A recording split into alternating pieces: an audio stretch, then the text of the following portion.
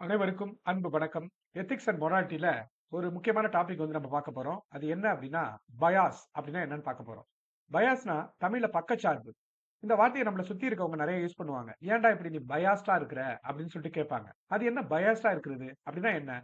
சில பேரு பெர்சனல் பயாஸா இருப்பாங்க.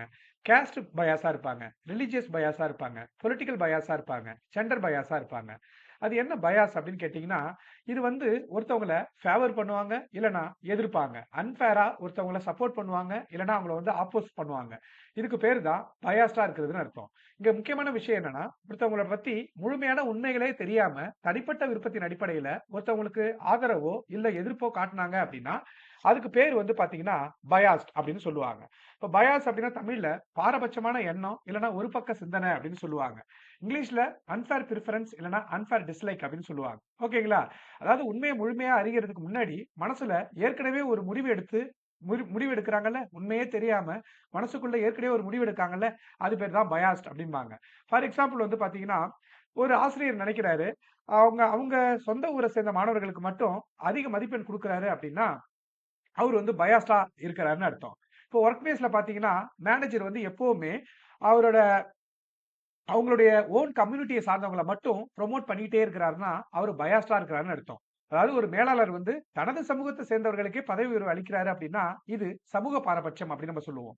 இப்ப இதே ஒரு ஸ்கூல எடுத்துக்கிட்டோம் அப்படின்னா, ஆண்கள் மட்டுமே கணிதத்தில் சிறந்தவர்கள் அப்படின்னு சொல்லிட்டு ஆசிரியர் நினைக்கிறாரு. அதாவது ஒரு டீச்சர் நம்புறாரு, பாய்ஸ் தான் வந்து பாத்தீங்கன்னா மேத்ஸ்ல வந்து பெஸ்ட்டா இருப்பாங்க அப்படின்னா, இது வந்து பாத்தீங்கன்னா ஒரு பாலின பாரபட்சம் அப்படின்னு நம்ம சொல்லுவோம். இப்ப இன்டர்வியூ வச்சு சொல்லணும் அப்படின்னா, இப்ப இன்டர்வியூவர் வந்து பாத்தீங்கன்னா ஓகேங்களா?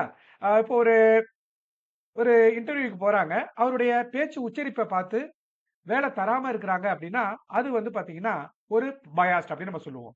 இப்ப இந்த பயாஸ பொறுத்தவரைக்கும் நெறைய டைப் இருக்கு. Personal bias, caste bias, religious bias, political bias, gender bias அப்படின்னு சொல்லிட்டு இருக்குப்பா.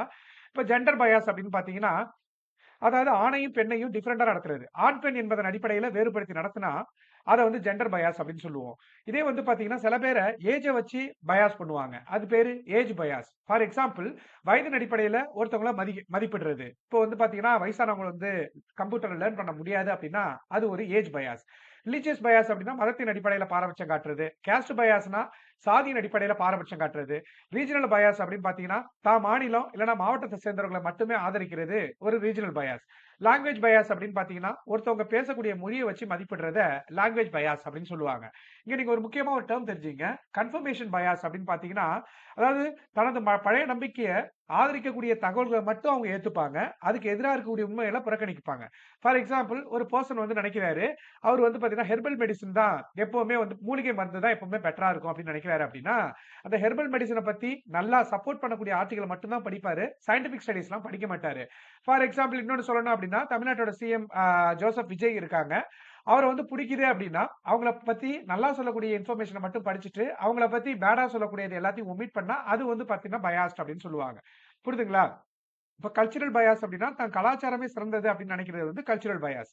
ஓகே. இதனால என்னென்னலாம் ஏற்படும் அப்படின்னு கேட்டீங்கன்னா, அவங்களுடைய ஃபேமிலி அப்ரிங் வந்து பார்த்தீங்கன்னா மாறும். குடும்ப வளர்ப்பு. இதெல்லாம் வந்து பார்த்தீங்கன்னா, பயாஸோட காசஸ் அப்படின்னு பார்க்கும்போது, சார் இது எனக்கு தேவை அதாவது எக்ஸாம்க்கு ரொம்பலாம் முக்கியம் கிடையாது. அதனால அது தேவையில்ல. ரைட்டுங்களா? நான் ரியல் டைம் எக்ஸாம்பிள் சொல்றேன். அப்புறம் இன்னொன்னு முக்கியமா என்னன்னா, இந்த பயாஸ் படிக்கும்போது முன்னாடி ஸ்டீரியோ டைப் சொன்னீங்க.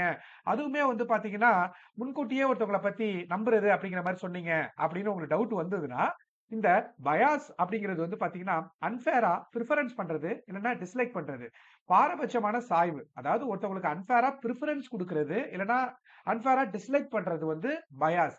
ஸ்டீரியோடைப் அப்படின்னா, ஒரு குரூப்ப பத்தி அவனுக்கு இருக்கக்கூடிய நம்பிக்கை. அதாவது இப்ப நம்ம இருக்கோம் அப்படின்னா, நமக்கு ஒரு குரூப்ப பத்தி ஒரு பிக்ஸட் பிலீஃப் இருக்குல்ல, அது பேரு தான் ஸ்டீரியோடைப்.